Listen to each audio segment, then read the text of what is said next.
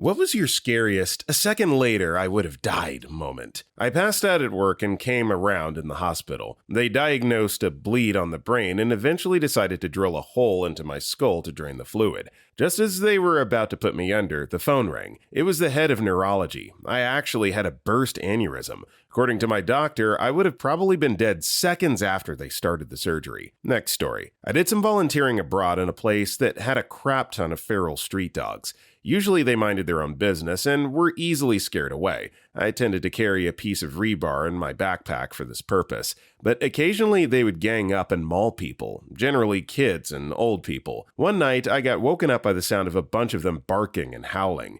I wouldn't have minded, except I also heard the sound of a woman screaming. I ran out into the street to check it out, turned a corner, and saw the biggest effing pack of them I'd ever seen. Like 30 dogs, all circling around this lady. I started yelling and throwing rocks, thinking they'd scatter, which is when the whole pack immediately turned their attention towards me. They were coming at me with their teeth bared and their ears back, and I remember being really intensely aware of the thought, okay, I'm gonna effing die right now. It was at that moment that a dude in a rickshaw came tearing down the road, flashing his lights and honking. This made the dogs bolt. Driver saved my life, or at the very least prevented a wicked bad mauling. It was a really great affirmation about how most people will do what they can to help you when you need it. Next story. I was working on a pipe crew in 1998. We were installing a large concrete vault in a pretty big hole. I'm standing in a ditch about 6 feet deep making grade while the excavator operator is digging. So to the front of me is a large excavator bucket, itself weighing hundreds of pounds and backed by powerful hydraulics and thousands of pounds of steel armature. And behind me is a solid concrete wall about a foot thick, and the ditch is only a few feet wide and too tall for me to jump or climb out of with any kind of speed. Suddenly, the excavator spins to one side and the arm snaps out to full extension with full force, and the operator shuts it down. The bucket missed my head by about a foot. He climbs out of the machine, visibly shaken, and tells me that something has failed on the machine and the arm, quote, wasn't supposed to have done that. So as he's been digging, he's been noticing that ever so slightly, there's a bit of a delay between his inputs and the machine's actions. And in the moment before failure, he just felt something wasn't right and tried to pull the bucket in. When it didn't seem to want to, he turned the excavator just in case, and that's when the arm extended. Had he not, I would have been crushed to effing death. There were 2 other excavator operators on that crew, and they were basically idiots. Had one of them been with us that day, I'm sure I'd be dead. Next story. Outside my college dorm, my freshman year, there was this stoop that was half under the building, half out from under it. The building was 18 stories tall. So I'm sitting out there, sitting on the steps, not under the building, and I get up for no real reason and walk under the building. As soon as I get under the building, a huge sheet of glass falls right where I was sitting. Some idiots were messing around on the 11th floor and knocked a 10x9 window pane out of its mooring. Next story. On 16th of December 2004, I was with a friend having a beer in a car on the Koh San Road in Bangkok, Thailand.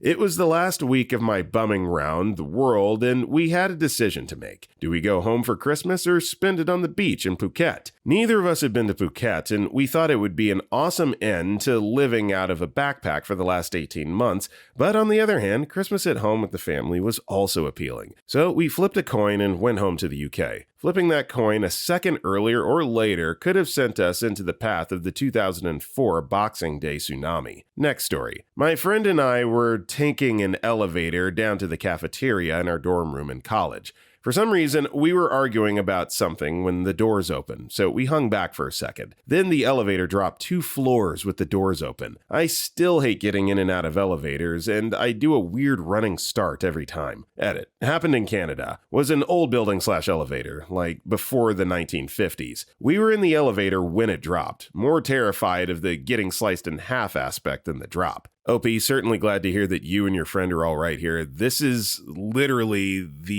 for those that are familiar, there's a ride at Disney World called the Twilight Zone Tower of Terror, and it's an elevator that's basically like a drop tower. That's what this story reminds me of. Love to ride it as an amusement park ride. Definitely not trying to experience it in real life, though. Goodness. Next story. When I was in middle school, I called my mom in my cell during lunch because my head hurt so badly I couldn't move. She was one on speed dial. Well, the nurse came and brought brought me to the office for a checkup and some pain pills while I waited for my mom. We didn't live close. Nurse said no fever and to take me home and put me to bed. My mom watched me get into the truck and decided that maybe we should go to the hospital to be safe. By the time we reached the hospital, it was further than our home, my temp was at 104 and I was incapacitated. I had meningitis. If we went home and she put me to bed like the nurse suggested, I would never have woken up. Edit for detail. For those who keep asking/speculating, it was viral meningitis, the less severe form, but it progressed very quickly. I had no headache when I arrived at school. By lunchtime, I couldn't move on my own, and I couldn't see because the light was too bright.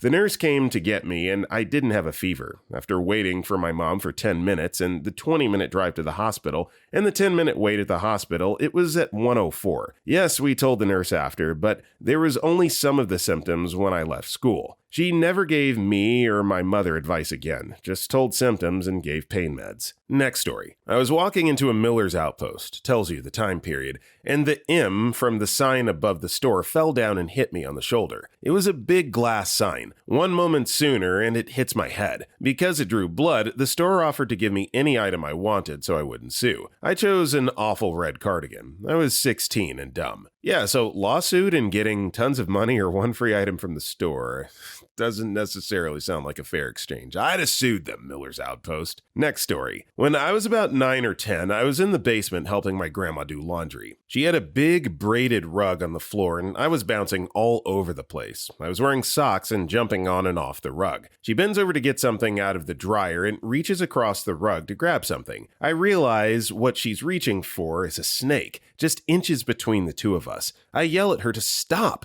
We both scream and the snake quickly takes on an aggressive posture. I run outside and grab my broom and my grandma starts beating the poor thing to death with it. Grandpa hears the commotion and rushes downstairs and delivers the fatal blow. Turns out that little nope noodle that stuck into the house was a venomous copperhead. Next story. A couple months ago, I was in a head-on collision with some dude on crack driving down the wrong side of the road with his headlights out. I was probably going around 50 before I saw him. Speed limit was 55, so that's my best guess. Saw him with a second or two of reaction time, managed to brake hard and swerve over only bad enough to total my car, but I still walked away with nothing more than a sore neck. If I hadn't seen the dude, I don't doubt that I could have died or been seriously injured. Next story. When I was in junior high, I was carpooling with another kid and her mom. For a reason I can't fathom, she decided to race a transit train hoping to get across the tracks before the train stopped traffic. She gunned the car. I was in the back seat screaming, "No!" She hit the train. Because I was in the back seat, I was injured the least. I had a pointy piece of metal pierce through my jeans and flesh until it hit bone. Had she been a second faster, the train would have hit us broadside and killed us all. Edit to answer the questions. This was 1980. She was not charged or sued. It was labeled an accident. She and her daughter suffered broken bones, lacerations, and concussions. Because of the parental acrimony, I couldn't be friends with the girl anymore. The family moved away before the end of the school year. I know at the time her mom was still not working. I'm not sure if she ever went back to work. Clearly, she had or had developed some kind of mental or emotional problem, which the accident probably made worse. I wondered if she was an alcoholic who began day drinking, but I never mentioned my suspicion to anyone. I needed crutches for a few months. Next story. My stepbrother and his sister were in a carpool and something similar happened. He was only a little kindergartner. His sister was in middle school. Apparently, though, in their situation, the car got stuck or stalled on the tracks as a train was coming. The adult in charge got them all out of the vehicle, but instead of taking them far away, she had them all stand up against a very close-by building. When the train hit the car, it flung the vehicle into the group. Somehow, my stepbrother managed to not get hit by anything, but his sister was killed instantly. Horrible situation. Shattered the family. Next story. I cannot confirm whether this would have been death. However, it would have changed my and my parents' life like death. I was about 6 or 7, and I went along with my mum to go train the new puppy we had. The training ground was quite far away from home, and I remember that it was a big field surrounded by a forest and a motorway on the side of it. I was told to stay in the car and play on my Game Boy, back when they were a thing, lol. And after an hour or so, I got bored, and I went to have a look at where my mum was with our puppy. The car park was a little while from the training ground, but I decided to walk towards her anyway. In the meantime, an older man, 30-ish, starts talking to me, and the naive little boy I was talked back. regardless of all the times my mom told me not to talk to strangers. He convinced me I was going the wrong way and told me he would take me to my mom and puppy. We ended up by the motorway side, and as we were about to walk down the bank to the side of the motorway where his car was parked, as I'm about to disappear down the bank, I hear the loudest scream of my name from my mom. I look back and feel the grip of the man tighten on my hand, but I was just in time to get my hand out of his grip and run towards my mother. My mom runs past me to see where this guy is, but he had just got into his car and drove off. To this day, I still imagine about the what-if scenario and how close I was to being kidnapped and potentially killed. Next story. My dad and I were driving down the road after heavy rainfall in Vermont. He's driving and I'm fiddling with the radio. I hear a very loud crack. And before I can ask my dad what it was, out of the corner of my eye, I see movement. An entire tree was falling on the road. Due to the heavy rainfall, the dirt was too wet to keep some trees in place. My dad stood on his brake, cartoon style, and we slid nearly right into the tree. I heard a pop before we fully stopped, and when we lurched back to 0 mph, we were both breathing hard. My dad got out to check the damage, and the pop I hear was a branch hitting a headlight out. First time I've ever seen my dad call 911. It was scary. Could have been the end of us if he didn't stop to chat to the waitress after we left the restaurant to go home. Next story. When I was 5 or 6, we were on holidays in Australia. My mother took me to a beach that's known because it's safe thanks to a net system that doesn't let the sharks in. Well, when we arrived, the beach was empty. That was kind of strange, but we continued to have a beach day and we had a bath. My mother even swam from one point to another. After that, we were going to the car and some authority saw us. They told us not to enter the beach because a family of alligators had entered in the water, and it was really dangerous. Next story. I was a freshman in college and came back to my hometown for fall break. I decided to go to a football game to hang out with some old friends. On the way home, I stopped at a red light, and when it turned green, I pulled forward as usual. From the left, a truck suddenly hit me. He was speeding and ran the red light, T-boned me right in front of my driver's door. I luckily got out with just an injured knee and fractured clavicle and some bruising. It haunted me for a while that had I pulled forward just a little faster, or he had been just a quarter second slower, he would have gone straight into my driver's door, and I likely wouldn't have made it. He wasn't even drunk or under the influence. It was just a 16-year-old kid not paying attention. Next story. Earlier this week, I saw a young guy almost get killed by a tram. He wasn't listening to music or anything, but it was early in the AM and he barely caught it out of the corner of his eye. The first thing he did was a textbook Willem scream, and then he noticed me looking and said, quote,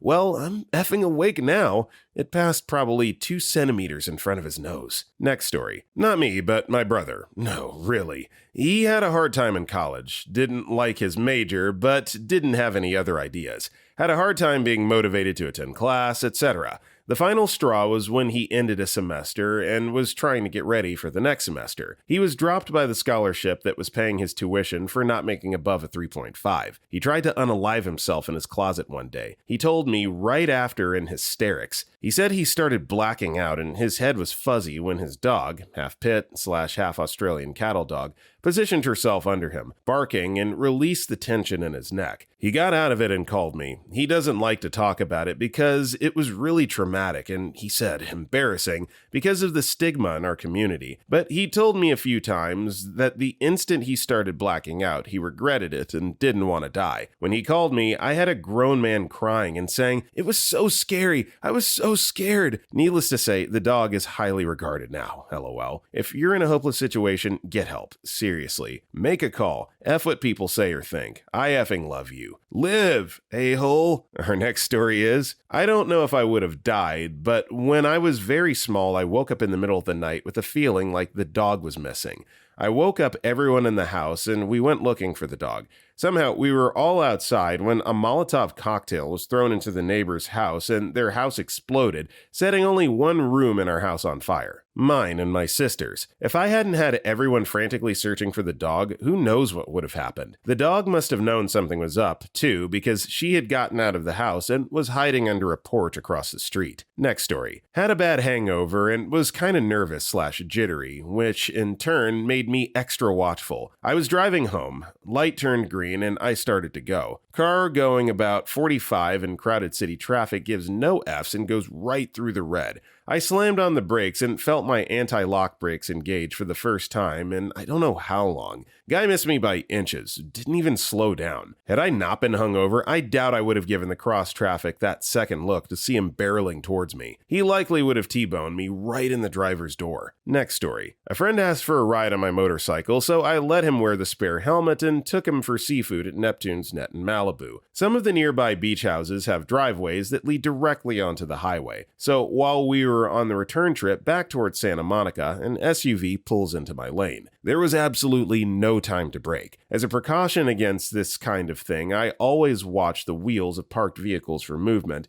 and I always rest a thumb on the horn. So I see trouble brewing, honk as soon as the other vehicle starts to move and change lanes. The driver of that SUV neither saw me coming nor responded to the horn. The only reason we didn't have a T-bone collision was because of that lane change. I skirted around it with about 1.5 feet to spare. It wasn't the closest call I've ever had, but it was the only one where I was responsible for another person. I would have known to leap off the seat just before impact, but the passenger wouldn't. It turned out later he didn't even realize we'd nearly been in an accident, probably because his head was turned to enjoy the ocean view. The laws of physics made that swerve especially difficult because I'm a slender woman. The passenger weighed 40 pounds more than me. Well, I don't know if you ended up telling your passenger not OP, but obviously you having heads up saved 1, possibly 2 lives that day, so good for you. There need to be more people like you in the world, just paying attention, minding their surroundings. Next story. I was swimming with my dad and my younger brother in a lake. We had one of those decent-sized blow-up rafts that we brought out to play around on. I thought it was cool to swim underneath the raft and surface on the other side.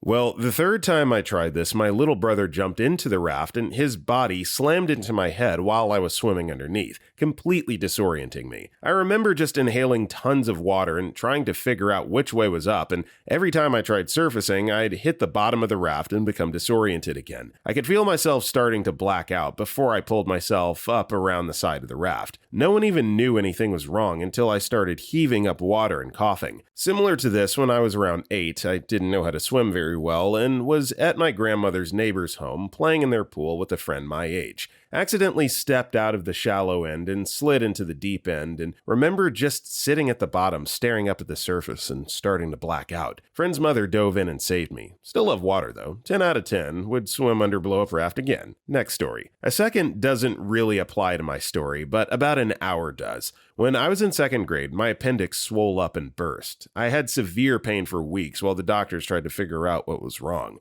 After staying at the hospital for some time, they suddenly said they needed to operate. They had finally figured out what was wrong and had to basically clean out my insides. Since it had burst quite some time ago, it was in a pretty critical state. If they hadn't realized soon after they did, I wouldn't be here. Next story. Not necessarily a second later, more like a few seconds later, but whatever. I worked at a private gun range for almost a decade and had one encounter where I could have nearly gotten killed. I was in what we called a trap house, a little bunker that holds a machine that throws clay targets for people to shoot. When we go into said bunker, we put a giant traffic cone on top of it that basically tells people there's someone in there. Keep your shotguns at your side unloaded and wait for them to exit. One day I was fixing some issues with the machine and was about to exit. I realized I left my bowl on the back shelf and stepped back and grabbed it. The second I did, I hear a shell go off and the cone on top of the house gets obliterated and falls in front of me. Turns out one of our members had his daughter there and was teaching her how to trap shoot. He didn't realize she loaded a shell when he was teaching her how to aim. Irrelevant because his gun shouldn't have been pointed downrange. He lost his membership over that incident. TLDR, if I didn't forget my bowl on a shelf, I would have stepped out of a bunker and had my head blown off by a shotgun wielded by an 8-year-old girl. Yeah, revoking membership is honestly the least that should happen here. That's so irresponsible with firearms. My goodness, I don't know why. That just really triggered me. Very, very, very unfortunate. Next story. Not really a time thing as much as a distance thing. I was at a car festival, BMW E30 Fest, and this modified BMW E30 with a 4.4 supercharged V8, 400 HP-ish, was doing a burnout in 3rd gear, so the wheels were spinning, probably at like 80 mph, something like that. Anyway, the car moved a bit forward and I just hear whoosh, ding, and this walnut-sized rock just flew straight past my car. My best friend and I just locked eyes and went, whoa, and then continued watching. I just don't want to know what a walnut-sized rock does to a human head when it's traveling 80 mph. Later, we got drunk and watched flames shoot from exhausts. Was fun. Next story. Not sure if this counts, it's surely gonna get buried anyway, but I almost died of fear one night. I was visiting my wife's family in the south of Lebanon, and they wanted to take me hunting with them overnight. It was a few hours away in the mountains, and there was one old car that wouldn't fit everyone in the equipment, so they dropped me and Antar, the dog, in the equipment, food, etc. at the cabin first. It was about 3 p.m., and they were to return at sunset. It was getting dark. There was no phone reception or electricity at the cabin, and no one showed yet. I was excited, though, and cooked some sausages on a kerosene cooker. It's 10 p.m. now, pitch black outside, and there was still no one there. I dozed off for a bit and woke up to Antar seriously growling at the floor, teeth exposed and all. He was a big dog. I couldn't spot the breed, but damn friendly. There was a knock on the door, then the back, then a thud on the roof. The cabin shook and there was an eerie laughter outside. I thought, yeah, funny guys, I'm being hazed. I opened the door in mid-knock and there was no one there. I went outside with the torch, but it was dead black. No one anywhere. No footprints, but the laughter sounded like it was beyond the trees somehow. Antar is going absolutely schizo. He's barking and growling in every direction. There were knocks on the back of the cabin and laughter. We both ran around, but there was nothing. Antar runs off, chasing nothing into the woods. I'm all alone now. It's almost midnight, and I'm crap scared. The dog was gone, and I could still hear laughter all around. I still thought it may be a prank, so I pleaded with him first. No answer, just more laughter. Then I yelled out a warning and said, "Enough is enough. I'm about to unload some bullets in the direction of the next bang on the wall." Laughter got louder. It seriously sounded like 20 or more people, not 4 grown men. I fired a shot through the door, above head height, to let them know I'm serious, but it just kept going. So I unloaded all over the cabin. I stayed awake with a rifle all night, listening to the laughter and bullcrap until dawn, scared and furious more than anything. A few hours later, the car pulls up and the guys got out all cheery and apologized for being late. The clutch went out on the way and apparently they had to get towed back. I told them what happened and they all swore there's no one here for 20 miles in every direction. Then my wife's uncle cut me on the shoulder, laughed and said, "It's okay, man. It's just Cub. A forest demon's gin, apparently." Then they all told stories of their Cub experiences like it was effing normal. You can dispel them by just saying, "I don't remember the words." You idiot, lol. Where's the dog? I told him he ran off chasing something. He laughed and just yelled, "Well, then the effing dog came running back." F Cub and F that dog. P.S. I want to believe they were hyenas. Next story. I was like 6 or 7 when my dad and I were driving to his parents' summer cabin. Suddenly, a huge effing moose runs from the forest, from our right and across the road. I mean, there's no small moose, let's get that straight. But this effer was out of this world huge, and we avoided hitting it by literally just a second. It was so close that I'm sure we would have hit it if either we or the moose gained a second somewhere. We would have been dead for sure. Hitting a moose with a car is almost surely a death sentence anyway, but that thing was just so extra large that there would have been no chance. Next story. Back when I managed a clothing store, I had to walk from the mall to the bank every morning to drop off the deposit. To get to the bank, I had to cross one street at a 4-way intersection. One day, I was making my way across. Van was in the middle of the intersection, waiting to turn left, and was patiently waiting as I had the right to cross the street. Some douche in a black sports car apparently couldn't wait and swerved around the van and almost ran straight into me. Car was so close, I could feel it behind my legs, and everything went in slow motion. Good thing I thought to start speeding up as I saw the light start to flash, signaling the end of being able to cross, or I could have been hit. The a-hole sped away, and I ran to the other end of the crosswalk a-okay. I was on the phone with my now husband when this went down, and he heard everything. I broke down crying when I got to the other side, and it wasn't because I was almost hit. The thought that my husband could have heard my death is what shook me up. Next story. I was walking home at 2 a.m., and these guys in a truck started trying to run me over at the last second. I dived into a small wooded, bramble area, and went the 7 feet to fence behind it and hid. They then tried to find me for a while and left. I waited for an hour probably, then decided to sneak out. I saw their truck sitting at the end of the alley with no power on, so I snuck along the wooded area till it merged with the road and made a break for it. They almost ran me over again, but I made it to the path behind a house that was too narrow for them to fit, probably 2 seconds from being ran over both times. Next story. My boyfriend at the time put his arms around my neck and choked me. I remember panicking and trying to kick and pull his arms away. I remember thinking clearly that I needed to get him off me to let him know I couldn't breathe. After a moment of struggling, I remember thinking, I guess this is it. Goodbye. And then falling asleep. I was so disoriented when I regained consciousness. He was crying and panicking. I was hyperventilating, but I felt like I just woke up and didn't understand what was happening. Edit. To clarify, he's an ex-boyfriend now. He was my first lover at 15 who slowly became physically and verbally abusive. That I didn't realize I was in an abusive relationship until that happened.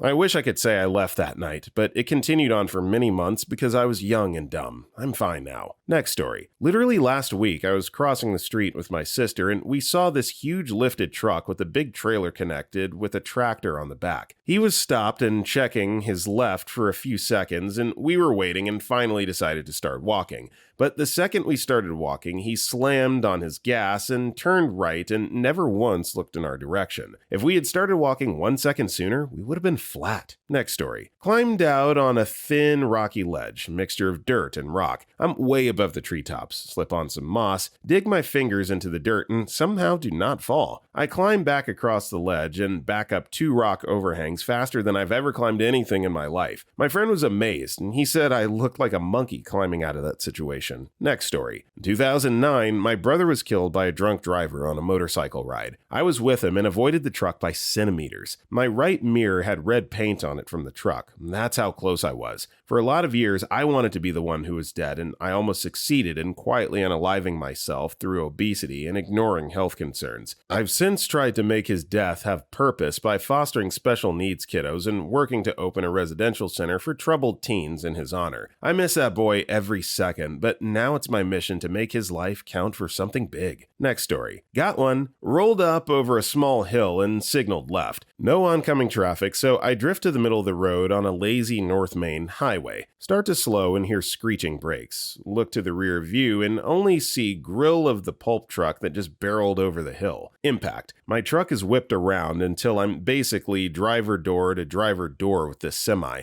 We slide across the oncoming lane and my truck drops into the ditch. But the Pulp truck keeps going. The back of the rig starts tearing up my hood. Then it hits the crossbar by the door. More shattering glass. The whole side of the car begins to crumple toward me like a tin can. Can't tell if it's real time or if I'm going to die slow-mo. Trailer and what's left of my truck stops about 8 inches from my face/chest. Breath and exit with almost no injury. Holy effing crap. Next story. I've got a good one. I was doing a buffalo roundup on Antelope Island in Utah one year. They get a bunch of local people with varying degrees of skill and knowledge, but who all happen to own horses to ride around the island, rounding up 300 head of buffalo at a time, and moving them to the far side of the island where they've fenced off an area to hold them. It's for shots and medical evaluation, etc. My cousin brought me along because I always enjoyed riding horses with her, but I was very low on the skill side. To make up for it, I was way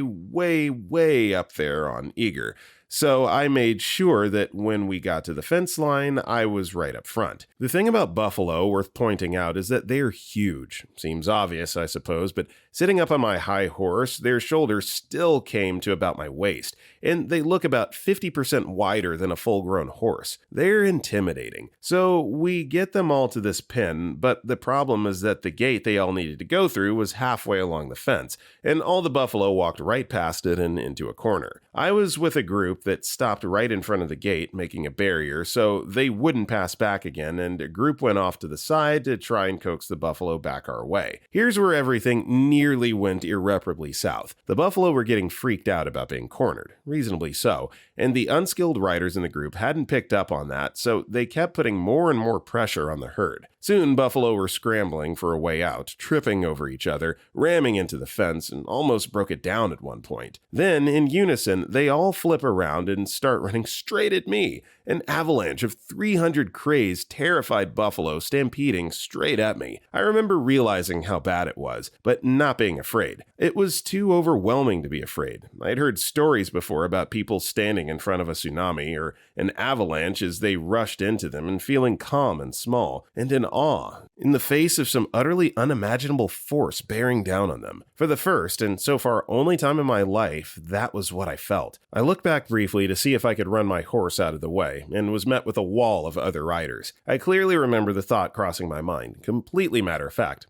Guess I'm gonna die. Luckily, the wall of riders that was blocking me from getting out there also dissuaded the buffalo, and inches away from my horse, they all turned and ran through the gate. Nobody was hurt. Next story. While my family and I were hiking in a national park in the mountains of North Carolina, we stopped beside a small stream close to the top of a waterfall for lunch. I decided to walk down closer to the waterfall for a better look. All of a sudden, bees. Multiple bees. And me terrified of them. I start doing what anyone my age with no survival skills and a fear of bees would. Closing my eyes, shrieking, flailing around and running in circles. Right by the edge of the waterfall. My family came to pull me out and back up the ledge. They said I came close to drowning myself off. I ended up with just a couple stings.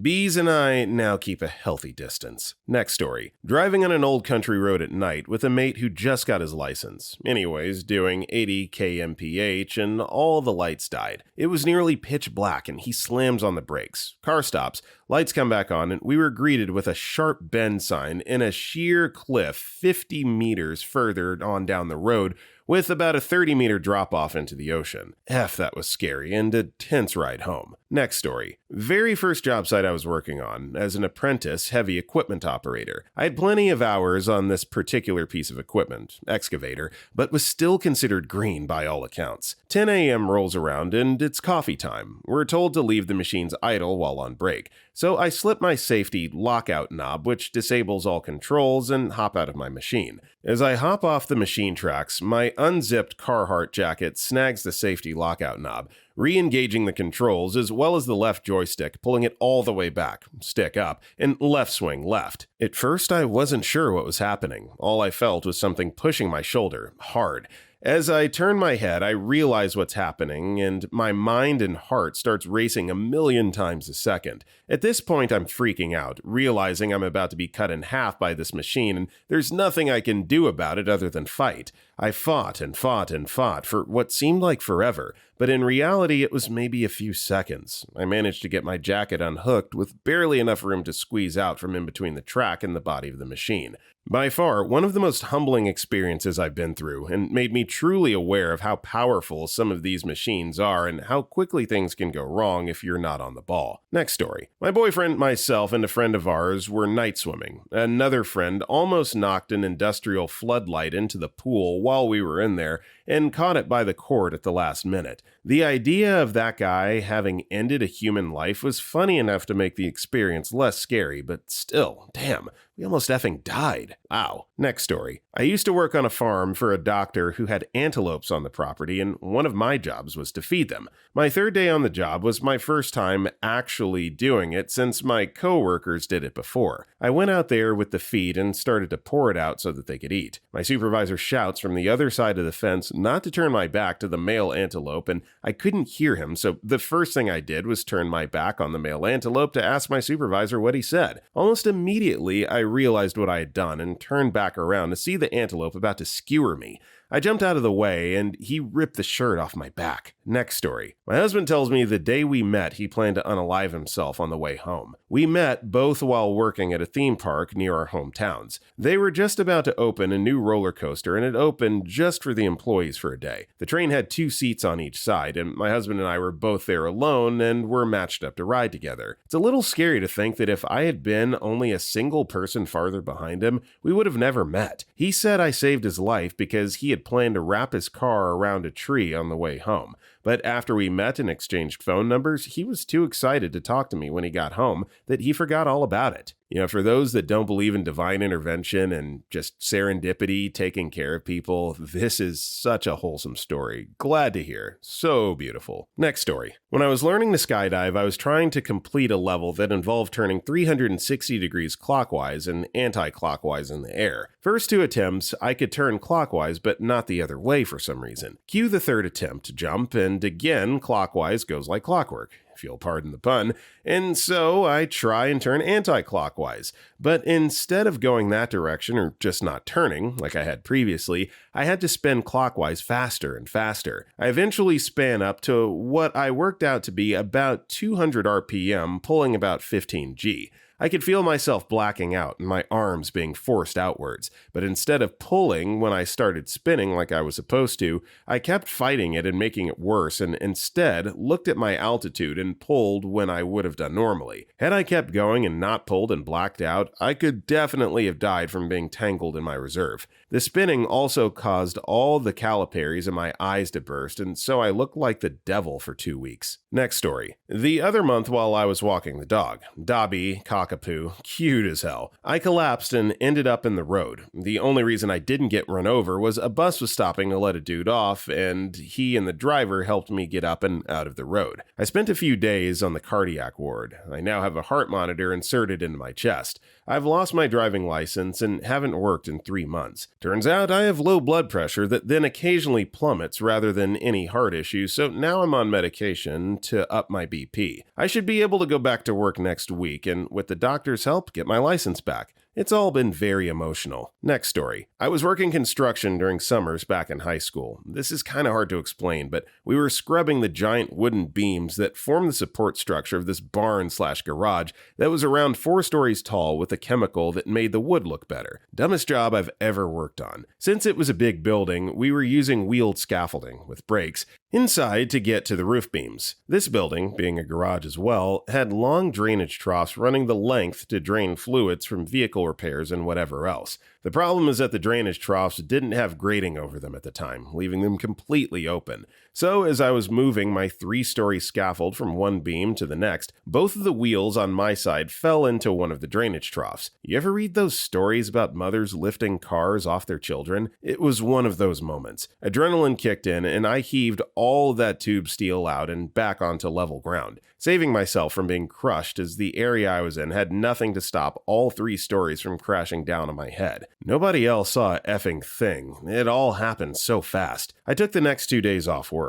Happened on a Wednesday, so I had 4 days off to recover my sore-ass muscles. If I had been anywhere but exactly in the middle of the broadside of the scaffold, I would have died 9 years ago. Alternatively, if I had been on the other side, I would have killed one of the other workers. I know this doesn't fit the exact letter of the question, since it's more about placement than timing, but people in real life don't usually believe me, so I don't get many chances to tell it. Next story. More like another foot over, but I was at work walking with some clients, 3 kids around 8 to 9, and 2 other staff down the street. It was raining and the roads were slick. This car is coming in our direction fast and loses control on the wet pavement. Skids in our direction onto the sidewalk we're walking on, slides about a foot past us, close enough to get our pant legs wet, but not our jackets, because the water never got high enough due to its launch point being so close to us. Slammed into a tree behind us, bounced off the tree, and kept driving several hundred yards down the road before the guy brought the car to a halt. The driver was fine somehow, and none of us got hurt, but it was scary as hell and definitely had me thinking I could have died that day. Next story. I was driving home pretty late at night after work when I still lived at my parents' house. Their house is about a half an hour out of town on a good day,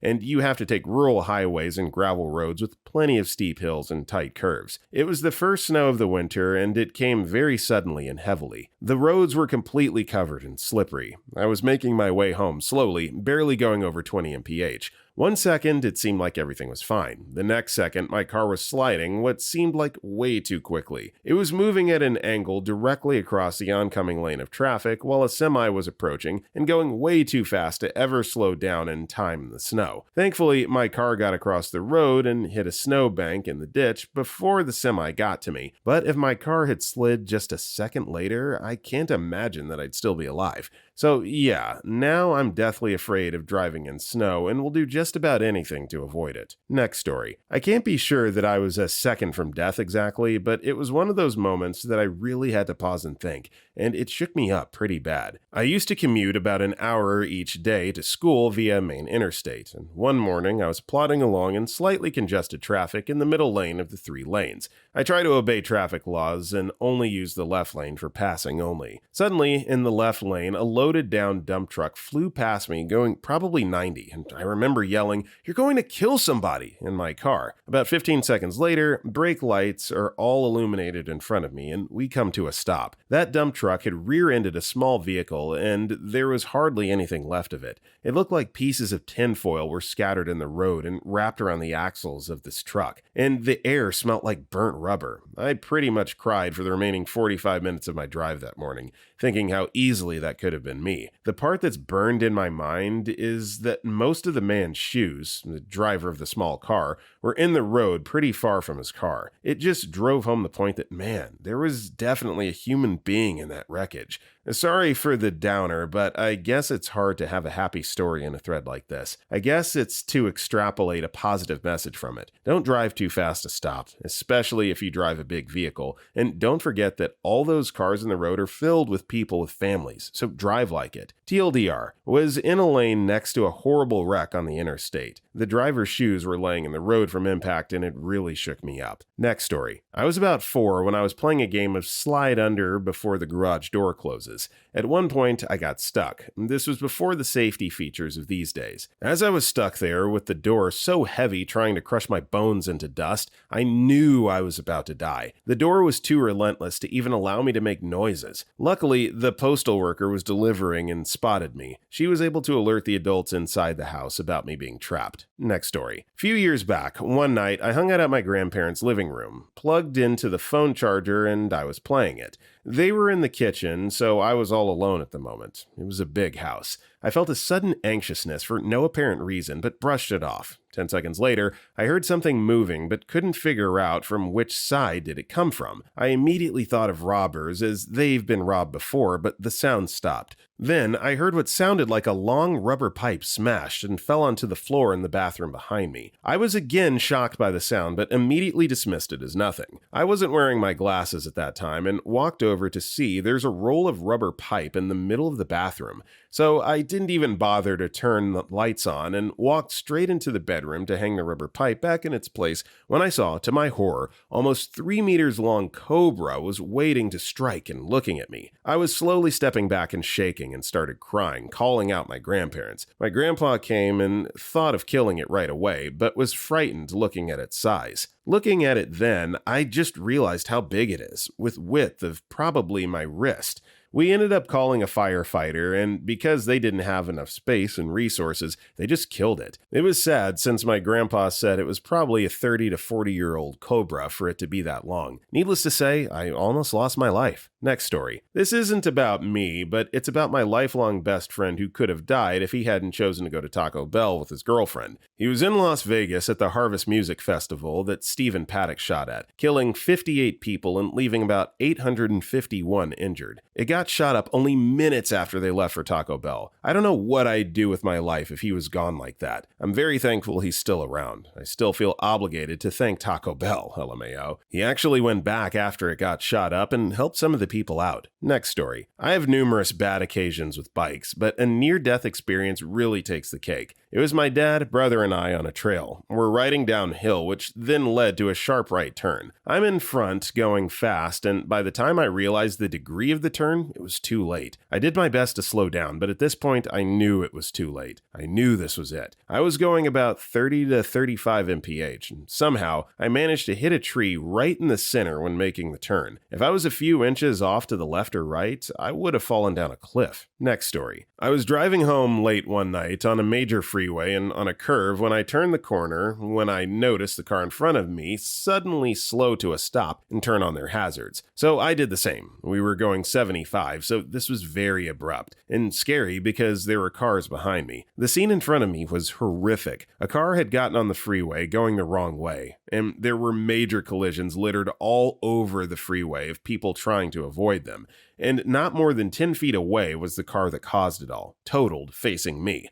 I couldn't even believe my eyes. No police, no fire department, and I was the first person to call 911. With cars going 75 mph, 1 second later, and I almost certainly would have been involved in one of those crashes. I think about that moment all the time and feel so lucky that I avoided it so narrowly. Next story. I was behind a car at a red light. It then turned green. The car in front turned right, and I took a few extra seconds as I'd been turning on the aircon. As I took my foot off the brake, another car, SUV, coming from the left, I'm in Australia, ran the red light doing the speed limit of 60 kmph. She slammed the brakes on and stopped in the center of the intersection with a look of OMFG on her face. She was inches from hitting the car in front of me as he was turning. If I hadn't been fiddling with the aircon and gone immediately after the car in front, that woman would have smacked into me, my passenger side, in my new car. The next day I installed my dash cam, which I'd kept forgetting to do. Yeah guys, dash cams come in clutch. It's better to have them and not need them than to need them and not have them, and this is a perfect instance of why. Next story. This happened about a year ago. I worked as an installation engineer on large tanker vessels.